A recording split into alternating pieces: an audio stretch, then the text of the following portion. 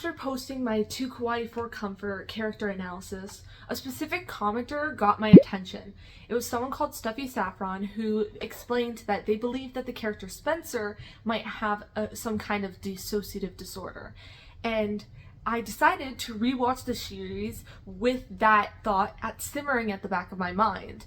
And I kind of want to give an updated analysis on Spencer. If you don't know, Too Kawaii for Comfort is a video I made on before, and it's basically about like this indie series. I believe a lot of them are neurodivergent, or they have a lot of like mental health issues that they're struggling with, and you follow their all individual struggles throughout the series. Spencer, the most that I really gave on him was that I feel like he was a kind person to his friends, but very quiet and withdrawn. And now with the idea of dissociative disorders, I want to try to apply that to his character to see what symptoms might match up and to see if this might be a good explanation for who he is as a person. Quick disclaimer, I do not claim to be a professional, okay? I am just an undergraduate student who is obsessed with, you know, anime and their favorite shows and characters and loves talking about them.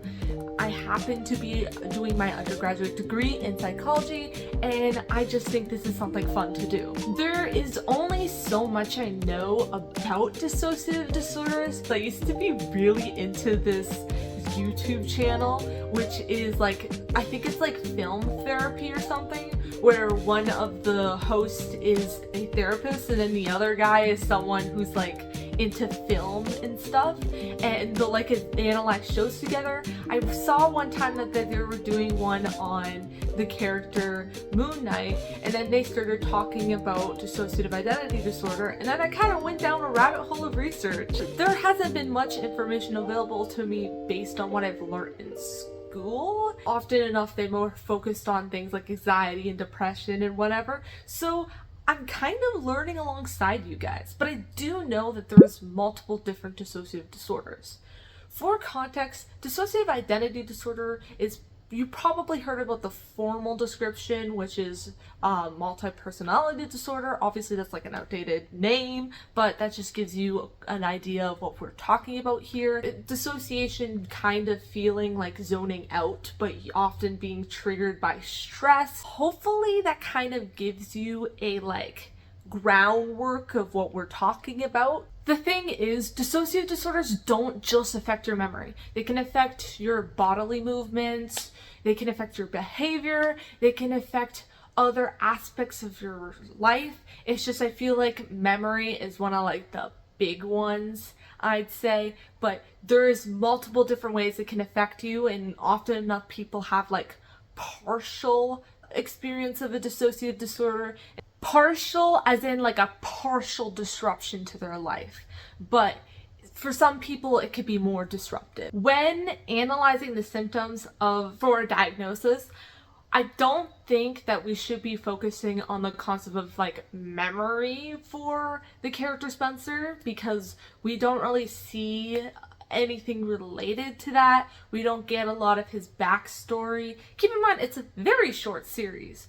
So we're going to try to focus more on the other symptoms. Let's start out with what does not qualify you for a dissociation diagnosis.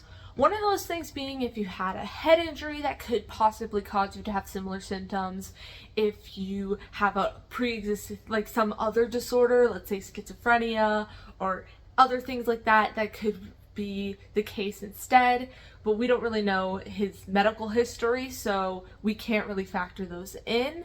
Another thing is if he's taking any medication, which we do not see him take any medication throughout the series, so we can also eliminate that. So the concept of him having a dissociative disorder is very likely, and now we can open the conversation. Looking at dissociative neurological symptom disorder and comparing those traits to Spencer, we can see that he doesn't completely fit a lot of the traits.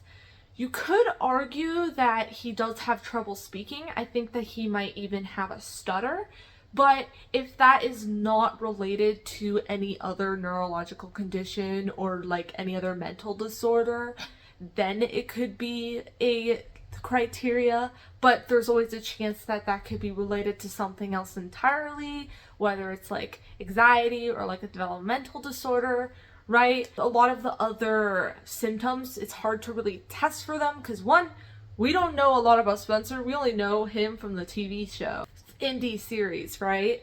And so like a lot of these things you have to really like catch someone dealing with those. Like, for example, like non-epileptic seizures or like difficulty with like movement, difficulty with like speech. Like, it's really hard to apply any of these to Spencer.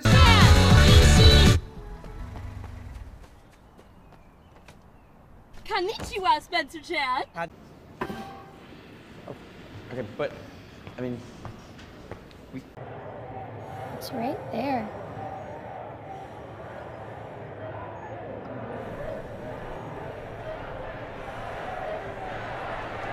Not hungry.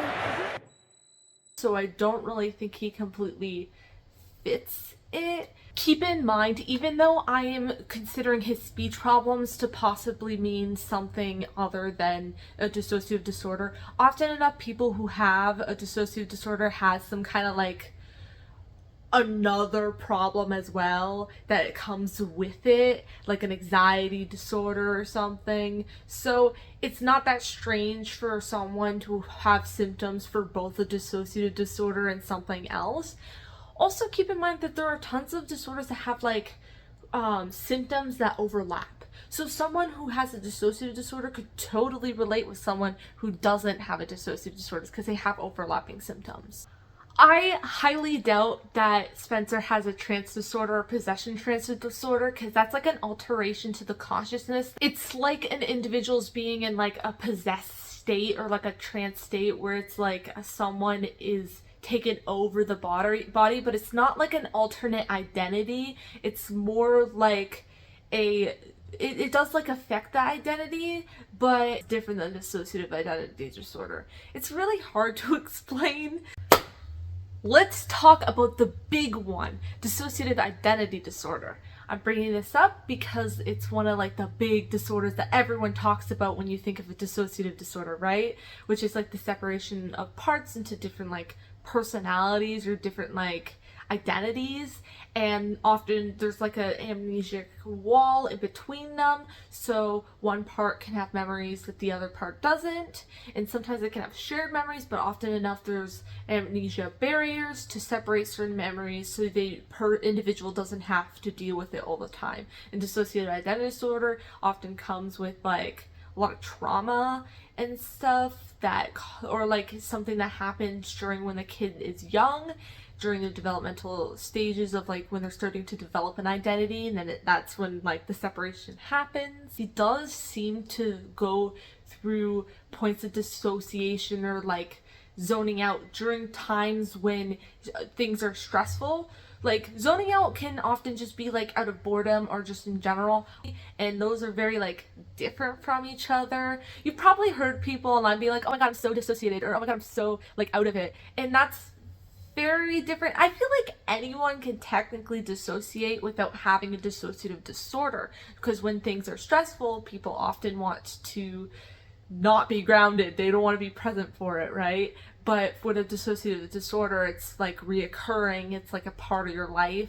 So like sometimes even small stressors can trigger it and stuff like that. So I could see that applying to Spencer. He dissociates during the scene with Mari when she is, spoiler alert, at the hospital.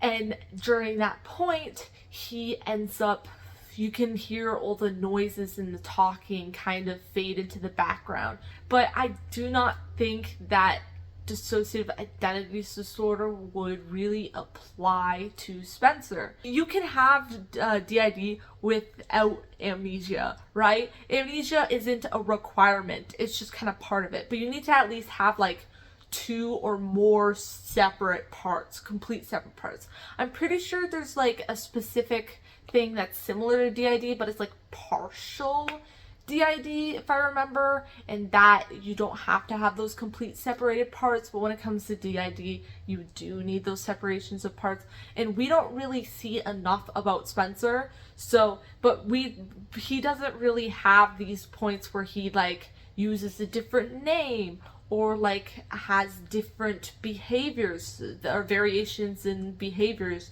where he kind of takes on a new like identity, right? So I do not think this specific disorder would apply to him. Does anyone know how old Spencer is? In that age range of like adolescence, which is what I assume him to be, maybe a little older or younger, give or take, but during adolescence there's certain emotional difficulties and behavior difficulties that could be mistaken for a dissociative disorder, partial dissociative identity disorder, that is similar to dissociative identity, but like there's like one main like personality that is doing all the daily tasks and stuff. We only know a limited amount about him based on what they choose to have in the show, which is why I'm really sad how short the series is, because then we can have more information about Spencer. We don't know anything about his background, about how his parents are like. I think that depersonalization and derealization is a disorder in of itself. If you are not familiar with those 2 terms, don't worry, I got you. Depersonalization is basically the experience that someone might feel when detachment to themselves, right? Derealization is kind of having trouble feeling like things are real, like your experience feels like, I don't know, kind of like fake, maybe like in a movie, but like you're really not focused in on your life, where it feels like it could be a dream. Think about those points where he's in the hospital and he's not paying attention to the world around him. I feel like that's a perfect example of like derealization, right? Like feeling like when especially like when things are really stressful, it's easier to feel like the world isn't real, like this is all just like a dream, even though obviously you know it's not a dream. Like I feel like detaching yourself from the stressful reality you're dealing with is definitely an example of derealization. And then for depersonalization, it's like a sense of like numbness and stuff, right? I know of, I think like 2 more dissociative disorders. There's like other specified dissociative disorder, or like unspecified, which I don't know a lot about those 2, except for the fact that usually when it doesn't completely meet the criteria of any other disorder, those are the ones you look towards. If Spencer had a dissociative disorder, I feel like the most fitting would be depersonalization and derealization disorder, but I am not a professional, keep that in mind, and I just think this is fun to analyze characters. There's also a possibility of him having like anything else that isn't a dissociative disorder, because, you know, there are crossovers of symptoms, and also often enough you have to work with someone to know about like what their personal experiences are, right? We're just going on like what we see as an outsider based on what the show shows us, right? I feel like this was really fun. If you love my deep dive character analysis videos, let me know in the comments, please.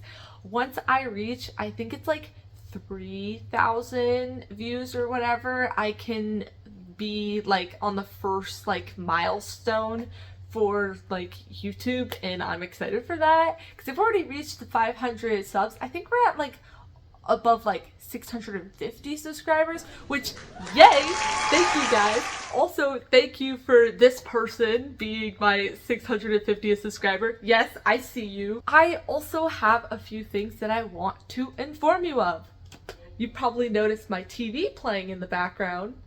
Guess what? I have a new PC. Okay, this PC is owned by me and someone else, so it's not exclusively mine, but we're using the TV for it. Yeah, we don't have a monitor yet. Womp womp, I guess. Also, enjoy my hair while it lasts. I'm going bald.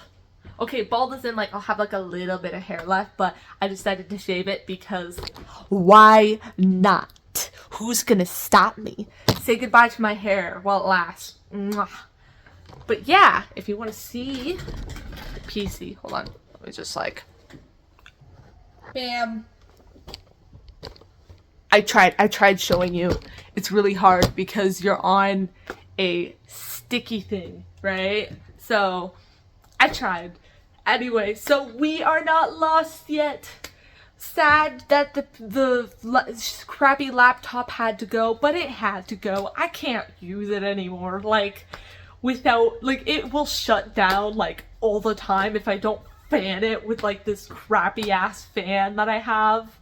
I don't know. Like, I have, like, a regular, like, fan that's, like, you plug in and it just goes woo underneath the laptop. But I also have to use, like, this, like, handheld fan where I just have to, like, and, like, flap it onto the computer so to help it not overheat once in a while.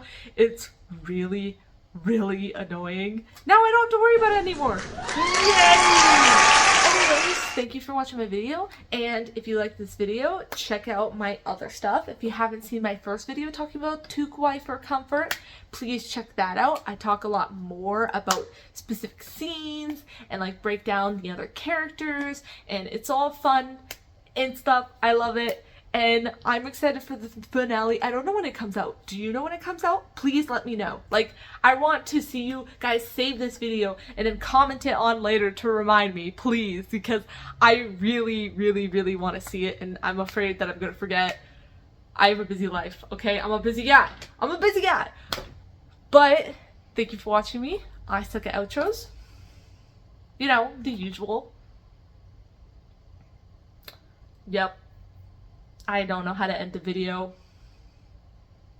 I hope you liked this and it wasn't a waste of your time or annoying or like, I don't know, I'm not very smart, but I hope I gave you something useful. I don't know. Bye.